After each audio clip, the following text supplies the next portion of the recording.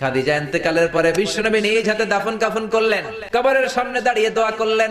দোয়ার পরে সব সাহাবীরা ঘরে ফিরে যায়। আবু বকর বললেন, নবী চলেন ঘরে ফিরে যাই, দাফন শেষ, কাফন শেষ, দোয়াও শেষ। বিশ্বনবী বললেন, না আবু বকর, আমি যাব না, তুমি যাও, আমি কবরের সামনে দাঁড়িয়ে থাকবো। যেই মহিলাটাকে এই কবরের মধ্যে আমি শোয়ালাম রে আবু বকর, এই মহিলাটা সাধারণ কোন মহিলা নয়, আমার বিপদের দিনের সঙ্গিনী খাদিজা। মক্কায় এই মহিলাটাই আমার হাতে প্রথমে কালিমা পড়ে ইসলাম ধর্ম গ্রহণ করেছে। মক্কায় কেউ যখন আমারে সাহায্য করে নাই, তখন আমার খাদিজা আমারে ভুলে নাই। কেউ যখন আমারে শেল্টার দেয় নাই, সাহায্য করে নাই, খাদিজা আমারে সাহায্য করেছে। মক্কার লোকেরা 3 বছর শিয়াবে আবি তালেবে আমার জেলের মধ্যে রেখেছিল।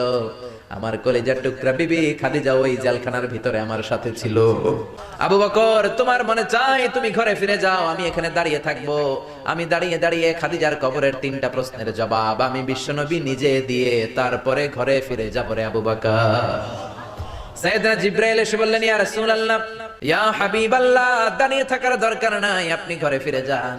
আল্লাহ বলেছে খাদিজার কবরের 3টা প্রশ্নের জবাব আরশের উপর থেকে আল্লাহ নিজেই দিয়ে দিবে।